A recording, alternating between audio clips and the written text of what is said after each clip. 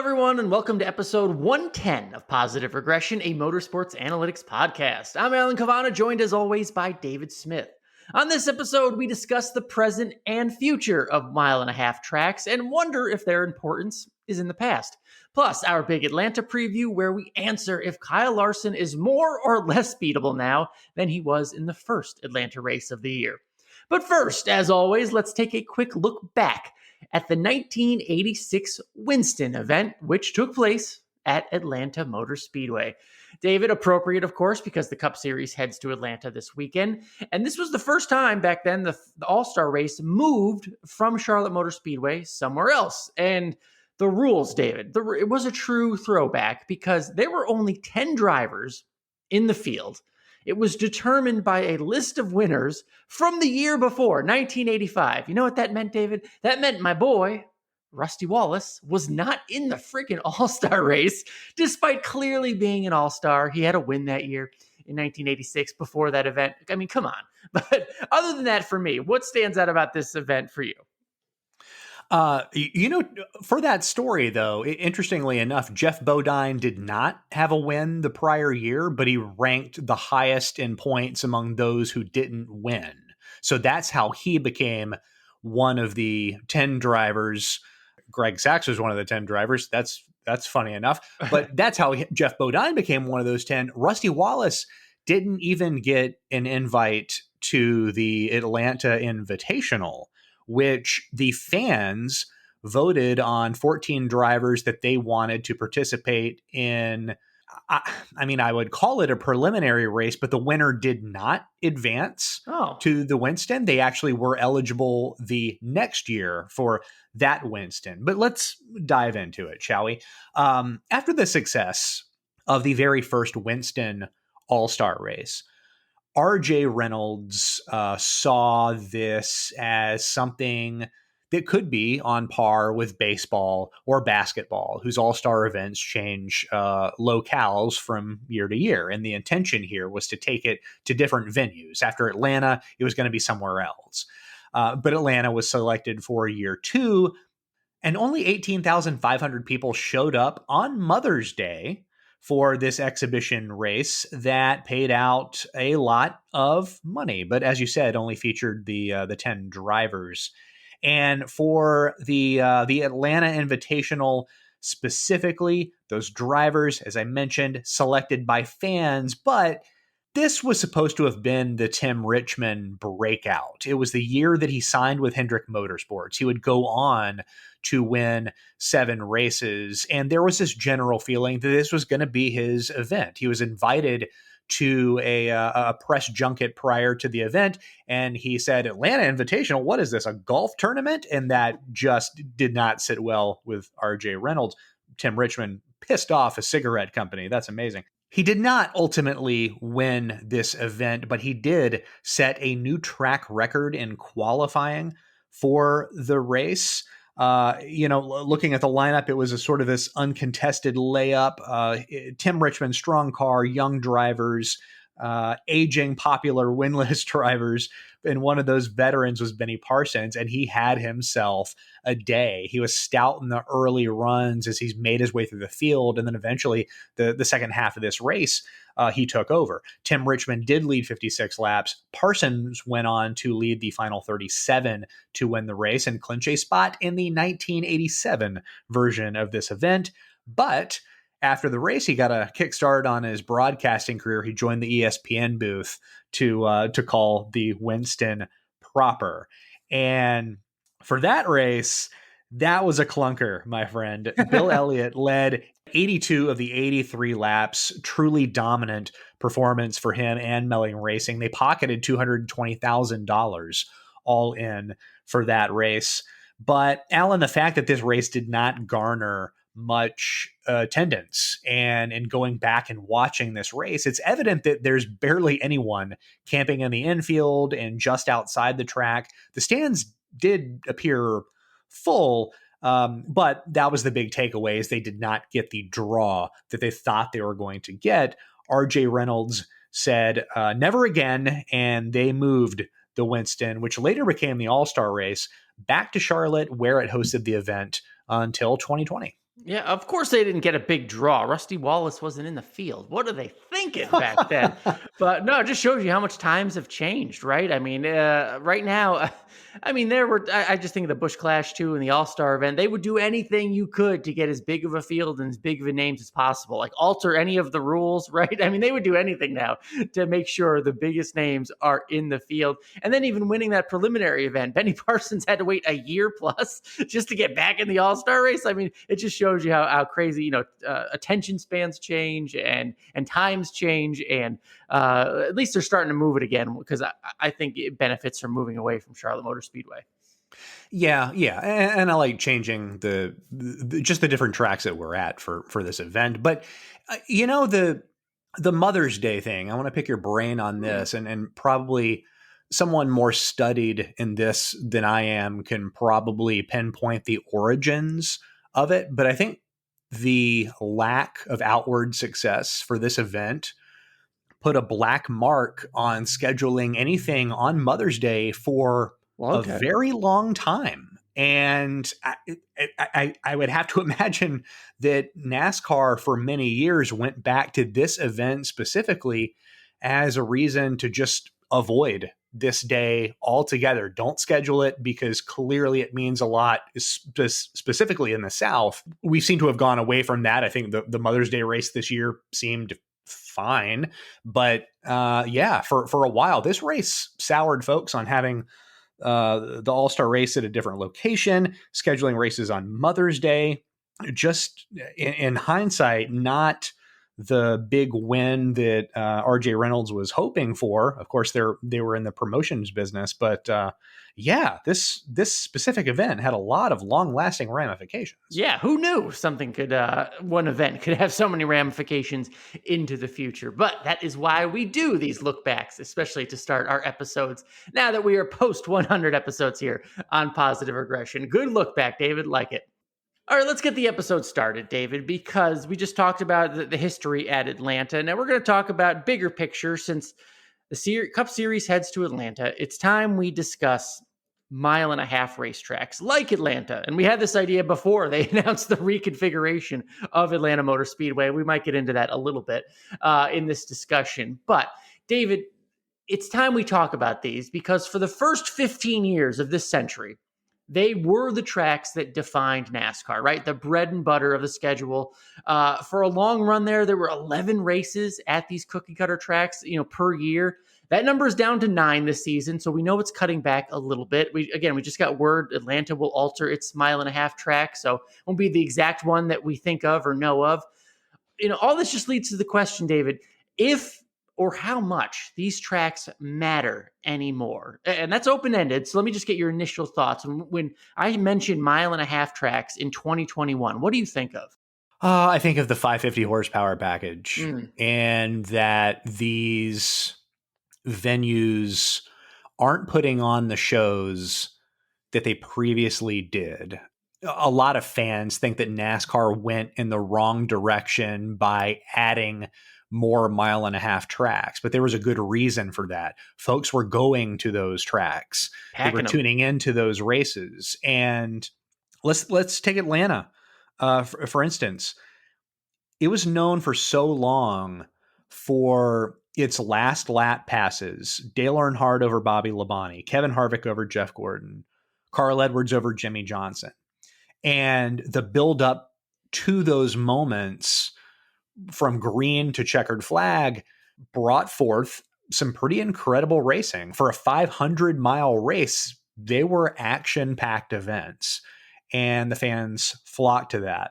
And all of a sudden, that action sort of died down, and the fans stopped going, and some stopped watching. Alan, for a long time, these were the tracks of the future that were just being run in the present. And when you think of the facilities like Texas, Las Vegas with their neon garage, Chicagoland, I mean, some of these newer tracks with their amenities, they were built for fans. And then when fans didn't particularly care for them, The industry has scrambled to understand why. They've tried to correct the issue. They've tried to recreate some of that action-packed racing that we saw in previous years. And so far, I think it's fair to say to no avail. It's a different kind of racing. I think Atlanta, specifically, it was, and it still is, its own unique beast of a track. And they all are, But yeah. yeah, but it lacks kind of those optics or those moments that create memories after years of having built that reputation. Yeah, and we think back to, I mean, that time you were talking about, it all converging, right? Expanding tracks, adding more of them because there was a billion seats and they were getting filled, right? They had good finishes, but it also coincided with the playoff, the chase, right? I mean, these tracks were the pathway to a championship in more ways than one. Back in the chase days, David, there were 5 of these tracks in the 10 playoff races. You had to be good there. You had to be good on these mile and a halves. If you swing and miss, you're not winning a title. Think of Jimmy Johnson back then, folks. His first 6 titles and how good he was and how much he dominated the mile and a half tracks. Even after that, though, for many years, the final race of the playoff, right, was Homestead, a mile and a half track. You had to be good if you were going to win a championship. They meant everything. You had to be good. So, pre the schedule changes, pre the engine package shuffle, these tracks meant everything, David. Yeah, and under the current playoff format with the knockout rounds, I think it was Furniture Row Racing that sort of figured it out. Or maybe I should say that they executed on the plan better than anyone did before them. Martin Truex 2017 title season, they won 8 times. 6 of those were on mile and a half tracks that contained very little banking, which was the track type into which Homestead fell. And that was sort of the precursor to what we are witnessing right now. The tracks that matter now are shorter tracks that hold playoff representation. And it's certainly interesting, to me at least, that the results at places this year for Phoenix and Martinsville and Darlington don't reflect the typical results for the season at large. So it's the same path, it's just the different scenery. And the mile and a half tracks now hold a different and possibly less important meaning. Yeah, and that's a good way to bring it up, either looking at this year's playoff lineup, if you will, or even last year. I mean, it's an interesting question how much they matter into this year's championship. So I try to break it down a few ways when thinking about this. Look, if you're good at these tracks, the mile and a half tracks, the cookie cutters, of course, you can get wins, accumulate playoff points, all that stuff. That will matter toward a championship. But these are 550 tracks, as you mentioned. Last year showed us the importance of 750 tracks in your path toward a title. David, 4 of Chase Elliott's 5 wins last year were not mile and a half tracks. So to that front, subpar may be a weird word, but being subpar on these tracks, there's still a pathway to a championship if you are somewhat subpar or behind on speed at these 550 mile and a halves. Where in previous years, again, the Jimmy Johnson domination era, you could not be that far off on these type tracks. Yeah, and I'll one up you here. 3 of the 4 fastest teams last season on 550 tracks failed to make the championship 4. Wow. Those 3 were Ryan Blaney, Kevin Harvick, and Martin Truex. 750 tracks dominate the playoff schedule. And more importantly, they are placed in critical positions on that schedule. And as it stands, 550 tracks are probably best viewed as a springboard to points, and some of those can be wins or playoff points, but improving your positioning. But the mile and a half tracks certainly feel more supplemental than they should.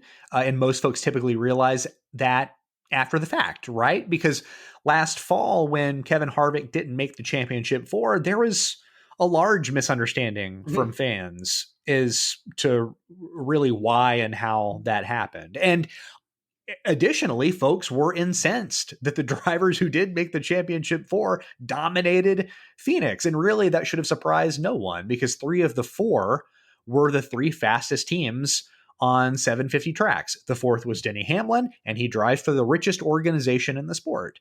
So the mile and a halves are still abundant. There's a lot of them, but Yep. quietly, tracks falling into the 550 bucket seem to be going away or changing shape or doing something radical. So motivation to nail the 550 package, the mile and a half setups, that's only decreasing at this point. And when you see Chevrolet teams come out in 2021, they have the aero body advantage. That's a big deal. And this year, there's a parts freeze. There are restrictions on CFD. Everything's been reduced. The only way that any of this changes on the fly is if NASCAR steps in.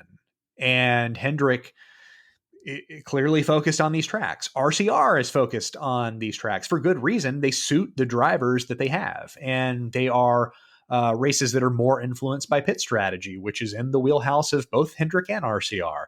Going the other way, Team Penske is terrible at strategy but wants to compete for championships. Well, guess what? That means they're all in on 750.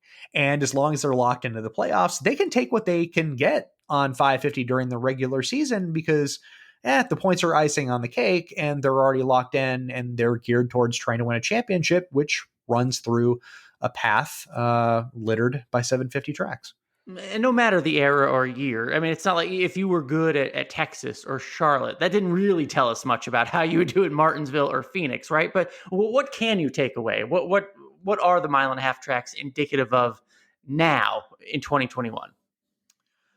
On the team side, yeah, aero, an engine program, strategy, and on the driver's side, I mean, these guys now, they're holding it open, wide open a lot now. So probably the ability to search for the most viable groove. So let's call that awareness.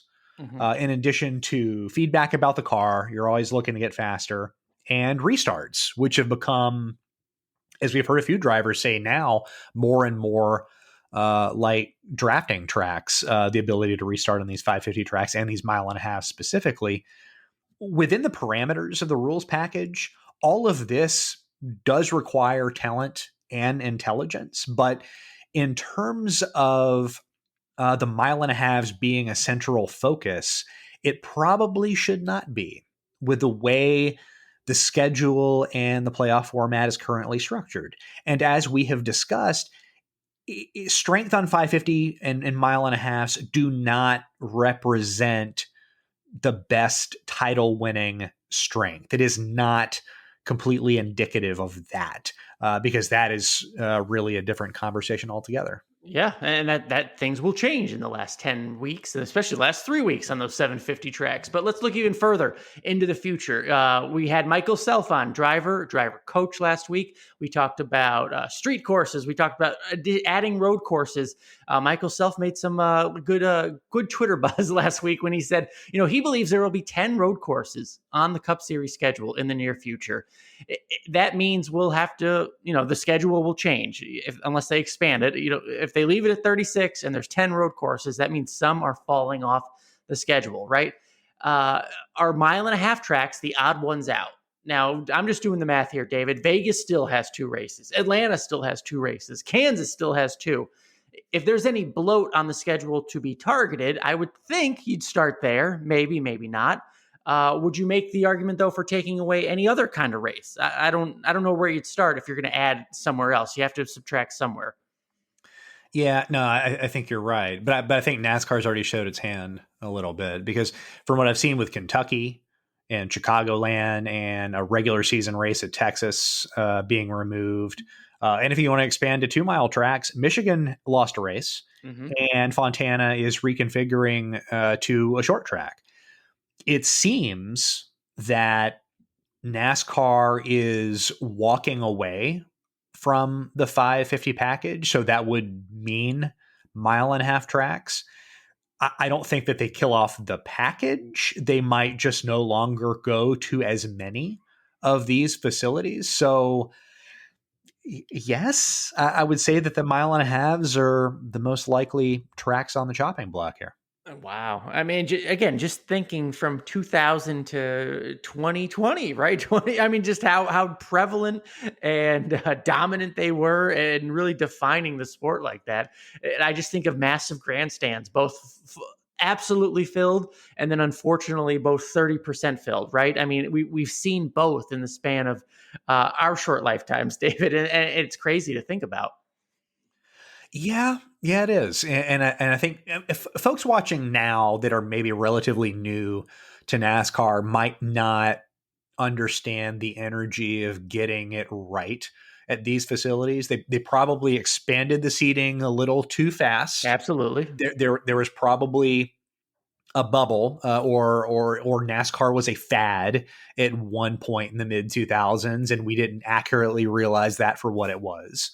And we've had a pair of economic recessions since then, so a lot has changed. But I keep going back to the kinds of racing that existed at these tracks for a while, certainly for over a decade, and maybe more so for some tracks specifically.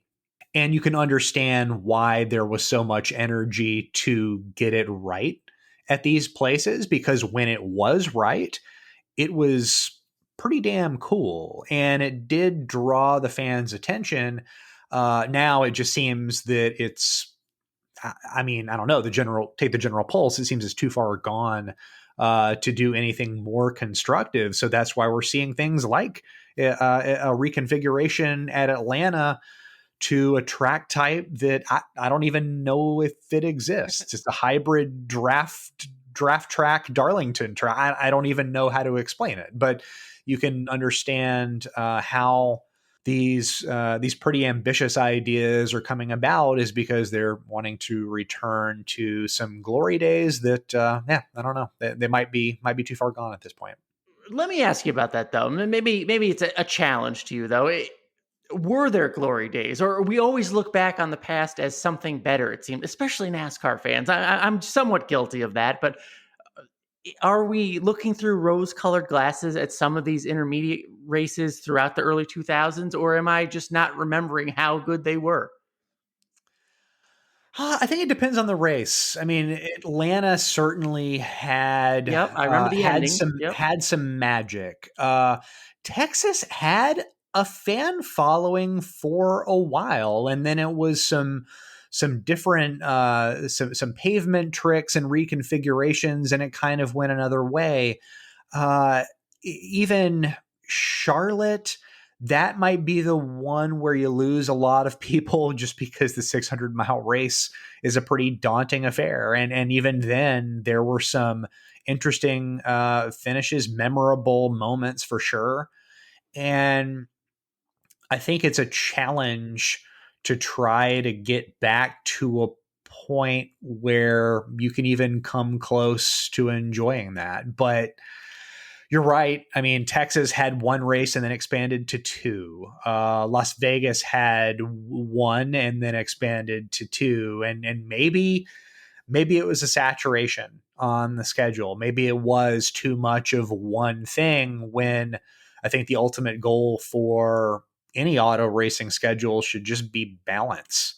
And in NASCAR, I think one of the reasons why stock car racing in America is so endearing to many is because every weekend you're going to see something that's a little bit different than the previous weekend. It isn't all road courses. It isn't all dirt tracks.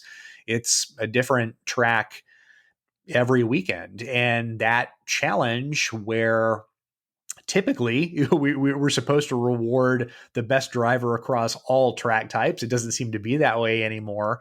But the challenge in that is real, and we would celebrate the driver or team that figured out how to do it week in and week out, despite the playing surface being markedly different. And that's kind of how I want to close the conversation in terms of, what do we make of a series heavy on just short tracks and road courses? Exactly what you just said, David. I'd be worried about the pendulum swinging too far, right? Away from these big ovals, because I mean, well, just like what it did with the cookie cutters, right? Maybe we brought too many in. I worry about swinging in putting too many out to pasture. I will always associate, NASCAR and its drivers, right, as oval drivers, the best drivers in the world as oval drivers. It makes me wonder, and this is a whole other maybe episode one day, David, but is Jimmy Johnson a 7-time champion? Is he the GOAT with 10 road course races a year on the schedule? Is he a different? Oh, Are we thinking of him different? Does his success have anything to do with the cookie cutter era, or would he have just adapted? Right? I mean, I don't want to posit that. I don't want to suggest Jimmy Johnson was a product of a schedule, but it does make you wonder. Without this, he was just so good at this type of track. Would he have adapted on anything, or does a 10 road course schedule alter the past, if you will? You know what I mean? It just makes me yeah. wonder. Yeah, I feel okay about he won at nearly every track he visited, and even Kyle Busch is the only multi-time champion that's active right now, and he's won at nearly every track. So I mean, I feel pretty good about their standing in the sport in that regard. But I mean, look, if I'm being honest, I'm a captive audience. I get paid to write and say things about NASCAR. So I guess I'm in regardless of, Yeah. of what the schedule looks like in the future. But the key to any future schedule is balance.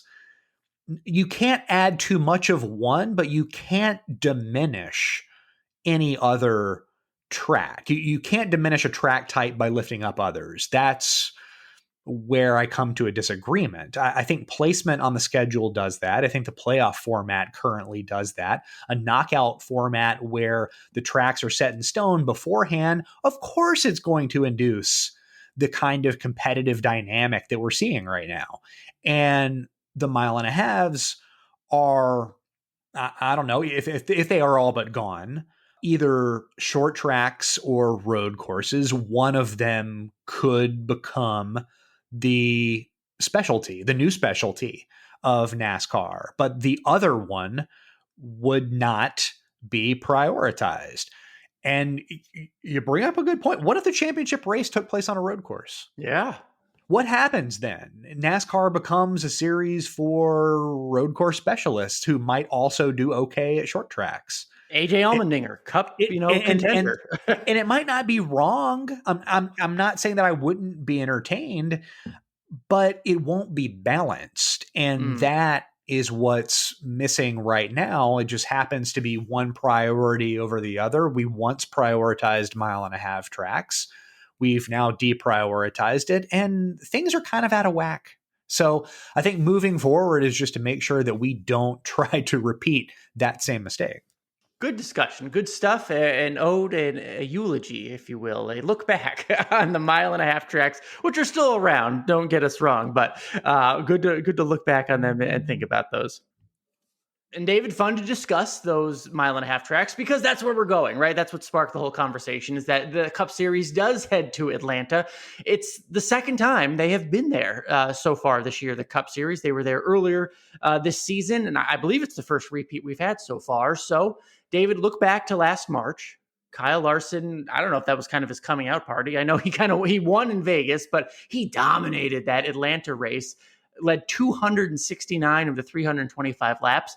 But he ultimately faded away at the end, and Ryan Blaney got the victory, earning it right at the end. So, what'd you take away? What do you think we learned from that March race? I think it's interesting that you said it was Larson's coming out party because I have in my notes Chevrolet's coming out party. Okay, there you go. I guess you can make the argument for Homestead or Vegas, but this race in the spring in Atlanta, where the tire wear was so high, and a number of Chevy drivers, Larson being the dominant one, but also Alex Bowman finished third. Daniel Suarez had a big performance despite his 17th place finish. He threw down a double-digit pass differential that day. This was a sign of things to come for the Chevrolet drivers. Even Kurt Busch, who crashed out of this race, had the second best median lap time in the race. Clearly, he did not fulfill his promise that day. Chase Elliott had an engine failure. He also had the fifth fastest median lap. So Chevrolet as a whole, beyond Hendrick Motorsports, with Larson acting as the manufacturer's most dominant driver, I would argue it was all a harbinger. It's the whole rest of the big track 550 season has kind of followed along the path set by this initial Atlanta race. Okay, you mentioned the high tire wear because that's what Atlanta, of course, is known for. But who made the best use of strategy back at the 500 miler? And I don't know if you can replicate that, coming back around for this 400-mile race. But when you look back on that, who did the best with strategy because of that high tire wear and the options it presents? Because does Ryan Blaney count as the best? I feel like Well, he's got he the was trophy to point to, right? exactly. The fall off was massive. It was 1.8 seconds of degradation on average from the beginning of a run to the natural conclusion of a long run. And conserving those tires, without a doubt, was influential in the win itself. Kyle Larson's tire wear was not especially bad compared to Ryan Blaney's. It just hit a point where it fell off of a cliff. Blaney had 28 laps at a sub 33-second pace after the final green flag stop. Larson only had one less, so they were on par there. But Blaney conserved what he had and had the fastest car across that final stretch. His first lap that clocked in worse than 33 and a half seconds came with 4 to go. Wow. Larson's first 33.5 came about 20 laps prior to that. At that point, Blaney just roped him in. Yeah. Larson suggested that Blaney closing like this knocked him out of his rhythm, which we'll have to talk to more drivers to better understand this. It seems weird on the surface, unless, in all the extracurricular racing that Larson does, no one ever gets that close to him. I don't know, but I found that interesting. And building for strategy purposes around tire wear, the short pit is mathematically advantageous at high tire wear racetracks. The long pit does nothing for you except gamble on the relatively low likelihood of a caution breaking up the cycle, and it's probably not worth the risk.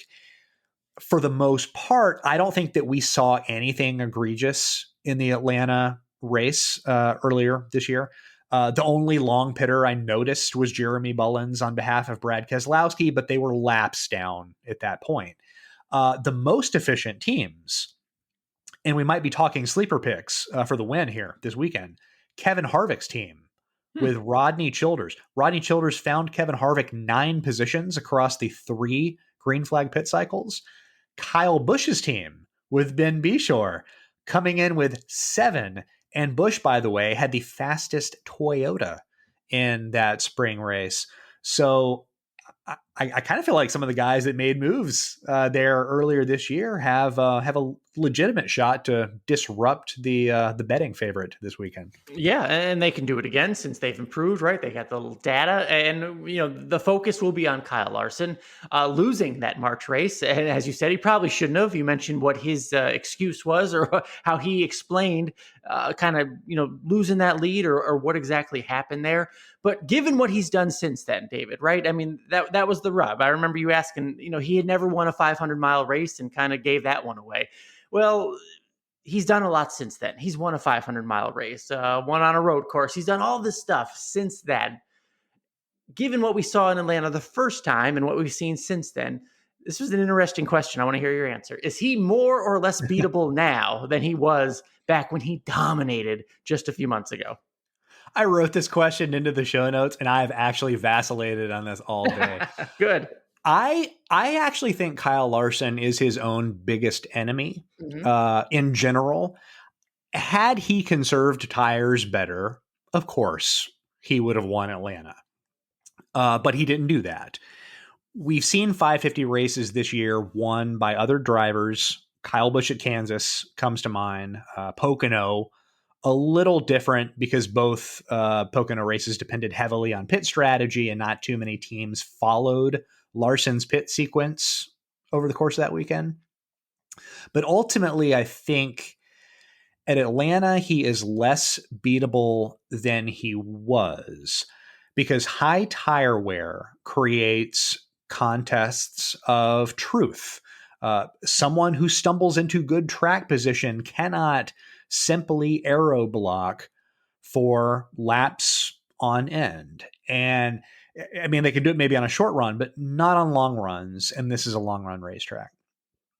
Larson's team is one that right now can win in a variety of ways. And that's restarts, that's long run passing. They can defend position really well on green flag pit cycles. Cliff Daniels isn't quite the guy that can leapfrog positions, but he's getting there. He's inching closer. He'll be the betting favorite this weekend for good reason. And unless the team has just lost a lot between when was the last win? Nashville and now, the odds are that he just does not lose this race. Yeah, and that was the almost win. It includes the almost win in Pocono as well. So he's got, what, a 2-week losing streak? I mean, how dare the 5 team? But I tend to agree. I mean, they've only improved since that March race. And if they're, again, not diving as deep as you just did, but if there were any weaknesses, David, I have to believe the months in between have helped strengthen those up, right? What we've seen out of him, close out races, win 500 mile plus, the longer races, I think he's only gotten better. So I think he's even less beatable than he was when he led most of the race last time. So, yeah. And that's why, David, he is my pick to win. I'm just going to reveal it. I mean, why? I know it's fun to go out on a limb sometimes, but it just seems dumb to pick someone else other than Kyle Larson this week because of his speed that we know of, because of what he did back in March. This is a shorter race. It's 100 miles less. So he probably would have won the 400 miler, right, if it was back in March. And I just factor in how much they've improved since that race. I don't see any reason to pick against him. Therefore, I have to go with the betting favorite, Kyle Larson. Yeah, same for me. Unless we see a team able to rival him in speed, and it could take one race, but until we see that, it's Larson at 550, probably for the foreseeable future. Good stuff there. All right, the contrarian performers, maybe we'll differ here. I'll go first and say, I mean, a contrarian performer may be picking anyone other than Kyle Larson, but Kyle Busch, as you mentioned, Brad Keselowski maybe can surprise, but I'm going for a real overachiever pick, David. I'll go with Chris Buescher. His 550 speed, not great, about 15th in the field right now. But the results, they tell me at least something, enough to go with, because he has 4 top 10s this year. 3 of them, guess where they are? Atlanta, Kansas, Charlotte.